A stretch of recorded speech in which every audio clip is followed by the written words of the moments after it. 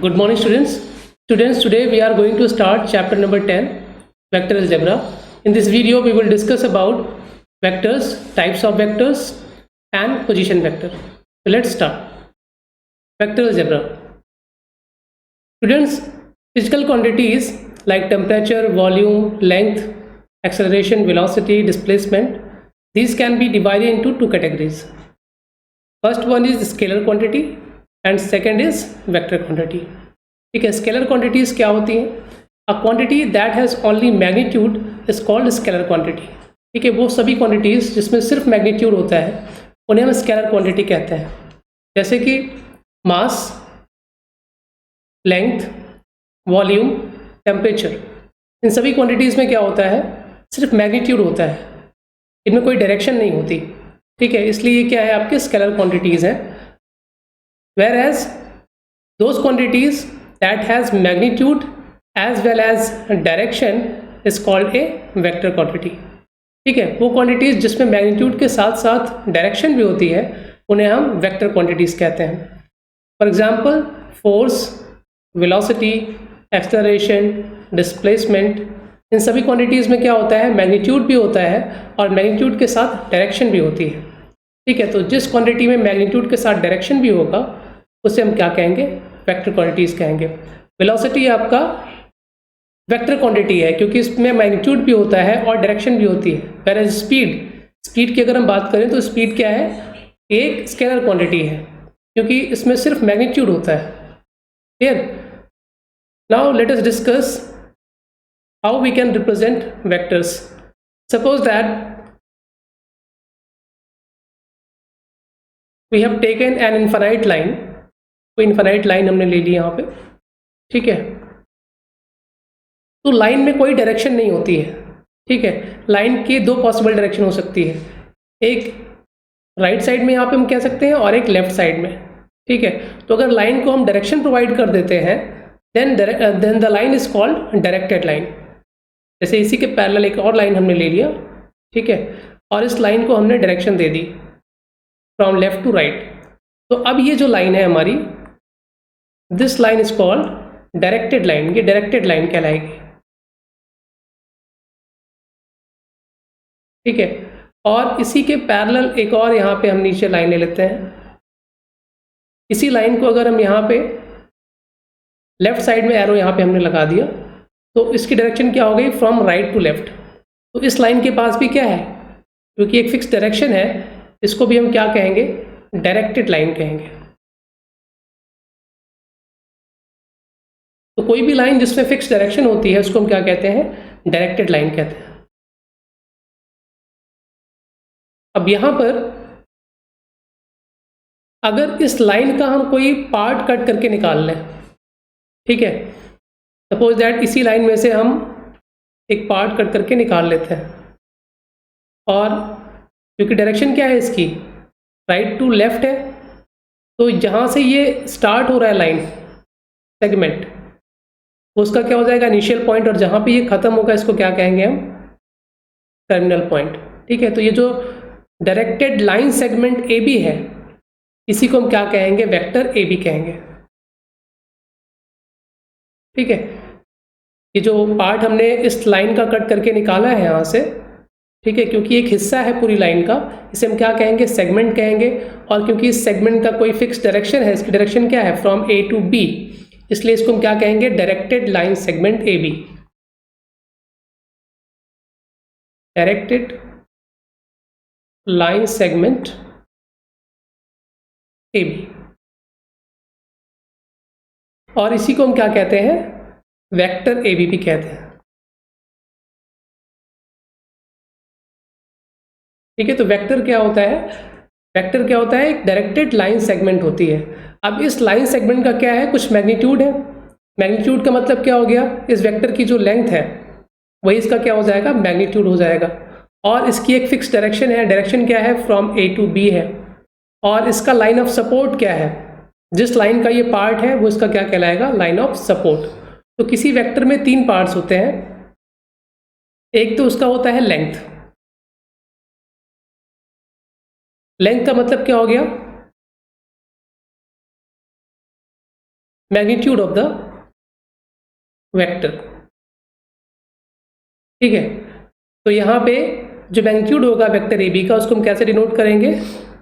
Modulus of vector A B से denote करेंगे। ठीक, कभी कभी वेक्टर्स को हम स्मॉल लेटर के ऊपर एरो बनाकर भी इंडिकेट करते हैं। ठीक है, तो वेक्टर ए बी को हम ऐसे भी डिनोट कर सकते हैं। तो magnitude of vector A B को हम ऐसे भी लिख सकते हैं। ठीक है, और मैग्नीट्यूड का मतलब क्या होता है? जो वेक्टर की लेंथ होती है वही उसका मैग्नीट्यूड कहलाता है। सेकंड क्या हो गया आपका? Line of support.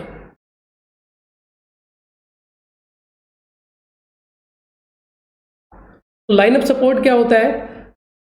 जिस लाइन का वेक्टर पार्ट होता है उसको लाइन ऑफ सपोर्ट कहते हैं। तो ये जो लाइन एल है, जो इनफाइनाइट लाइन है जिसका ये पार्ट है वेक्टर ए बी, वो क्या हो जाएगा? इसका line of support.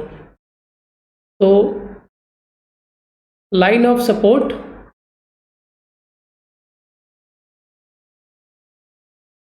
Is the infinite line of which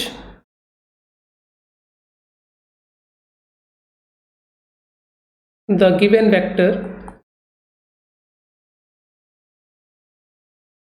is part। ठीक है, तो जो हमारा गिवन वेक्टर है जिस लाइन का पार्ट है वही इसका क्या हो जाएगा? Line of support. और इसमें एक और चीज़ होती है सेंस। हर एक वेक्टर में सेंस। सेंस का मतलब क्या होता है कि वेक्टर की डायरेक्शन क्या है। जैसे हमारा यहाँ पे वेक्टर है ए बी, इस वेक्टर की डायरेक्शन क्या है? इस वेक्टर की डायरेक्शन है फ्रॉम ए टू बी। तो सेंस ऑफ वेक्टर का मतलब क्या होता है? Direction of the vector.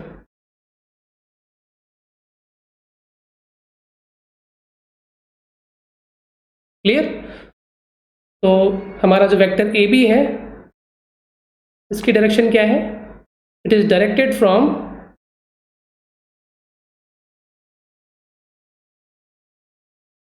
A to B. और वेक्टर हमारा जहाँ से स्टार्ट होता है उसको हम क्या कहते हैं? इनिशियल पॉइंट कहते हैं। अगर जैसे हमारा वेक्टर ए बी है ये, तो ये यहाँ से स्टार्ट हो रहा है, ये इसका क्या हो जाएगा? Initial point. जहाँ से वेक्टर स्टार्ट होगा that point is called initial point. और ये कहाँ पे टर्मिनेट हो रहा है? पॉइंट बी पे टर्मिनेट हो रहा है। तो पॉइंट बी क्या हो जाएगा? इसका terminal point.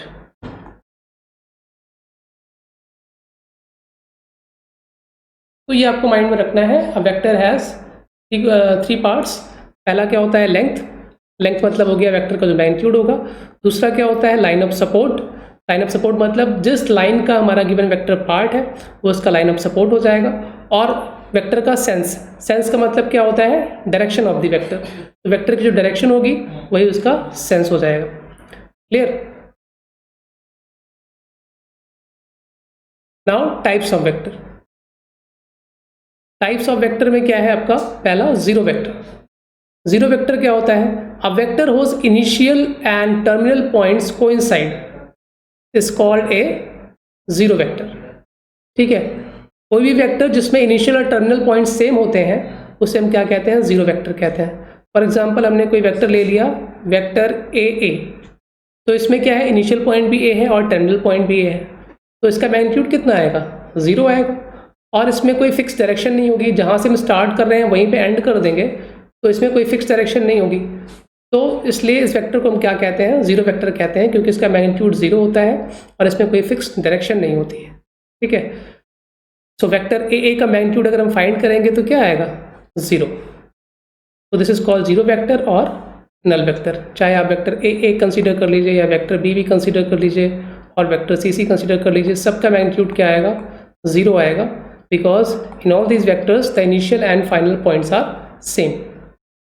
Next is unit vector. Unit vector क्या होता है? A vector whose magnitude is unity is called a unit vector. It means वो सभी वेक्टर्स जिनका मैग्नीट्यूड क्या होता है? वन होता है, उन्हें हम क्या कहते हैं? यूनिट वेक्टर्स कहते हैं। सपोज दैट हमने कोई वेक्टर ड्रॉ किया है यहाँ पे वेक्टर ए, ठीक है, जिसका इनिशियल पॉइंट ए है और फाइनल पॉइंट बी है। तो इस वेक्टर की डायरेक्शन क्या है? It is directed from A to B. अगर इस वेक्टर के पैरेलल हम एक दूसरा वेक्टर लेते हैं, suppose that vector C D लेते हैं, जिसका इनिशियल पॉइंट सी है और टर्मिनल पॉइंट क्या है, डी है। तो क्योंकि दोनों वेक्टर्स ये पैरेलल हैं, इनका डायरेक्शन सेम है, ठीक है, तो इनका सेंस सेम है, बट इसका मैग्नीट्यूड अगर 1 कर लें हम वेक्टर सी डी का, तो सी डी का मैग्नीट्यूड अगर हम 1 कंसिडर कर लें तो वेक्टर सी डी क्या हो जाएगा, यूनिट वेक्टर हो जाएगा, ठीक है। और अगर किन्हीं दो वेक्टर्स का डायरेक्शन सेम हो और उनमें से दूसरे वेक्टर का मैग्नीट्यूड अगर 1 है तो वो पहले वेक्टर का क्या कहलाएगा, यूनिट वेक्टर कहलाएगा। तो सिंपल सा आपको माइंड में रखना है कि किसी भी वेक्टर का जिसका मैग्नीट्यूड 1 होता है उसे हम यूनिट वेक्टर कहते हैं। और इसको हम डिनोट कैसे करते हैं, इसको हम डिनोट करते हैं उसके ऊपर कैप लगा के, ठीक है। तो अगर किसी वेक्टर के ऊपर कैप लगा हुआ है इसका मतलब वो यूनिट वेक्टर है और उसका मैग्नीट्यूड कितना होगा, 1 होगा। क्लियर। जैसे अगर यहाँ पे इसको हम सी डी को सपोज कर रहे हैं कि ये इसका मैग्नीट्यूड 1 है और इसको हम डिनोट कर रहे हैं वेक्टर बी से, तो मैग्नीट्यूड ऑफ वेक्टर बी क्या आएगा, यहाँ पे 1 आएगा। और अगर बी का मैग्नीट्यूड 1 आ रहा है तो इसको हम बी कैप से भी डिनोट कर सकते हैं क्योंकि ये यूनिट वेक्टर है। Third is co-initial vectors.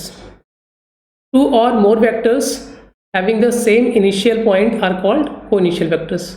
तो वो सभी वेक्टर्स जिनका इनिशियल पॉइंट सेम होता है उनको हम co-initial vectors कहते हैं। सपोज दैट यहाँ पर हमने एक पॉइंट ले लिया A या P कंसीडर कर लेते हैं, suppose this is point P, और फिर हम अलग अलग वेक्टर्स कंसीडर करते हैं और उन सभी वेक्टर्स का इनिशियल पॉइंट हम सपोज करते हैं कि पॉइंट P ही है और टर्मिनल पॉइंट डिफरेंट है। तो यहाँ पे 3 वेक्टर्स हो गए हमारे पास। First one is vector P A, second one is vector P B and third one is vector P C. और इन सभी वेक्टर्स में इनिशियल पॉइंट क्या है, P है, और टर्मिनल पॉइंट पहले में A है, सेकेंड में B है और थर्ड वाले में क्या है, C है। तो क्योंकि इन सभी वेक्टर्स में इनिशियल पॉइंट सेम है इसलिए vector P A, vector P B and vector P C are called coinitial vectors.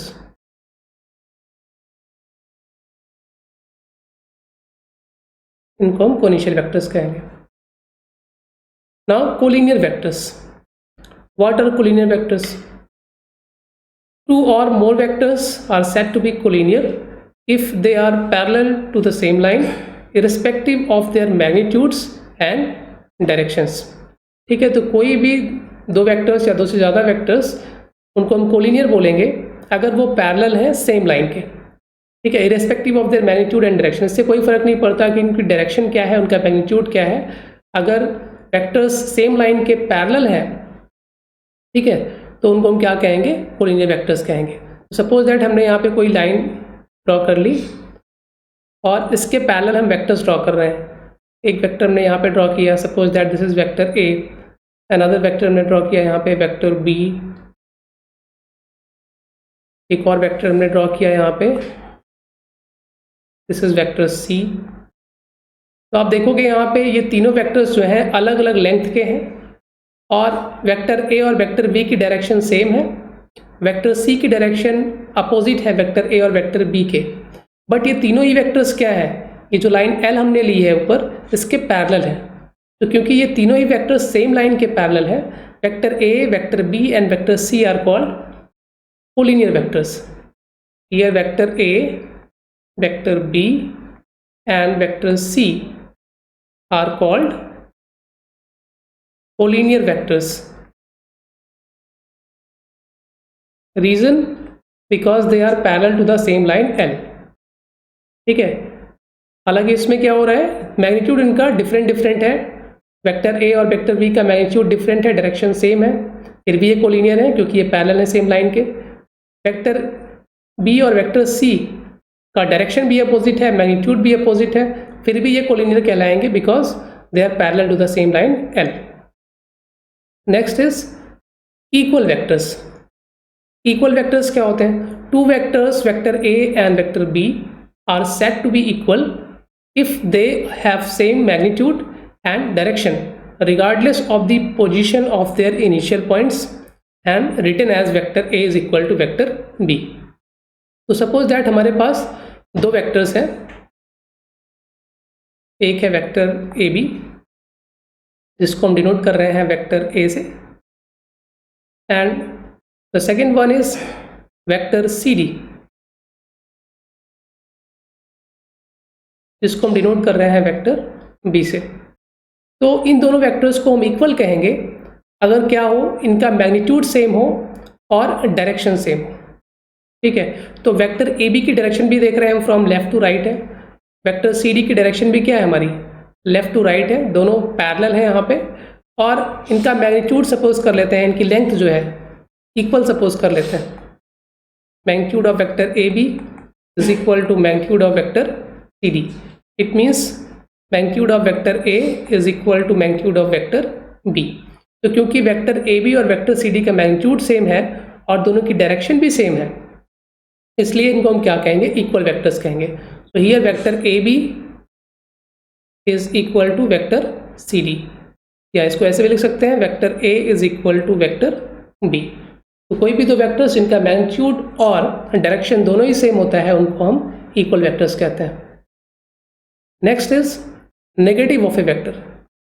Negative of a vector क्या होता है, a vector whose magnitude is the same as that of a given vector, say vector AB, but direction is opposite to that of it, is called negative of the given vector. Suppose that हमारे पास vector AB है यहाँ पे, और इसको हम vector A से denote कर रहे हैं। तो वेक्टर AB की डायरेक्शन क्या है, फ्रॉम A टू B। अगर हम एक दूसरा वेक्टर ले लेते हैं,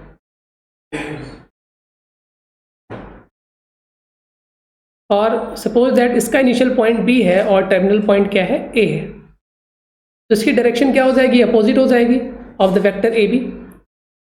ठीक, तो वेक्टर AB और वेक्टर BA का डायरेक्शन क्या है, डिफरेंट है, मैग्नीट्यूड दोनों का सेम है। तो अगर डायरेक्शन अपोजिट हो और मैग्नीट्यूड सेम हो तो वेक्टर्स एक दूसरे के क्या कहलाएंगे, नेगेटिव कहलाएंगे। ठीक है, तो यहाँ पर vector BA is equal to हम क्या लिख सकते हैं, नेगेटिव ऑफ वेक्टर AB। और this can also be written as, अगर वेक्टर BA को हम वेक्टर B से डिनोट करें तो वेक्टर B की वैल्यू किसके इक्वल होगी, माइनस ऑफ वेक्टर A के। तो नेगेटिव ऑफ वेक्टर जस्ट क्या होता है, गिवन वेक्टर का अपोजिट डायरेक्शन होता है, उसका मैग्नीट्यूड दोनों का सेम रहता है। किसी भी वेक्टर और उसके नेगेटिव वेक्टर का जो मैग्नीट्यूड होता है वो सेम होता है, डायरेक्शन दोनों की क्या होती है, अपोजिट होती है। Next is position vector. What is position vector? Suppose that यहाँ पे हम 3 dimensional right handed coordinate system consider करते हैं,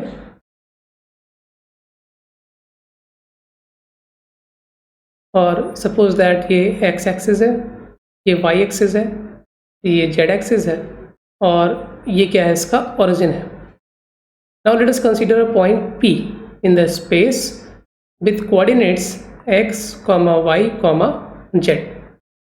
कोई भी पॉइंट हमने ले लिया यहाँ पे स्पेस में, 3 डायमेंशनल स्पेस है और इसके कोऑर्डिनेट्स क्या है, x, y, z है। Now if we join the point P with the origin O, then the directed line OP, जो डायरेक्टेड लाइन सेगमेंट OP होगा, इसको हम क्या कहेंगे, पोजीशन वेक्टर कहेंगे ऑफ द पॉइंट P। तो यहाँ पे vector OP is called the position vector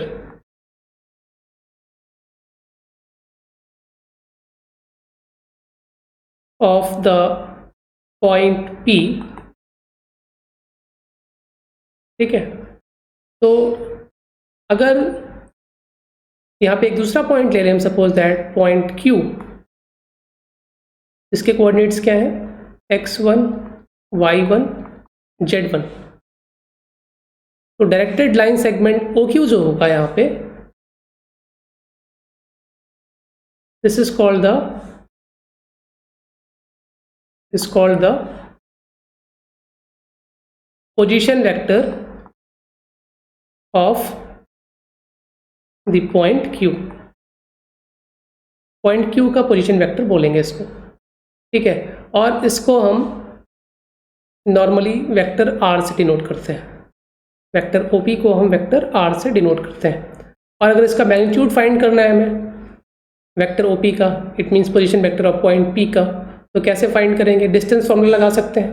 magnitude of vector OP means length of OP, और लेंथ ऑफ OP फाइंड करने के लिए हम डिस्टेंस फॉर्मूला यूज़ कर सकते हैं। ओरिजिन के कोऑर्डिनेट्स क्या हैं? 0 0 0, और पॉइंट P के कोऑर्डिनेट्स क्या है? x y z।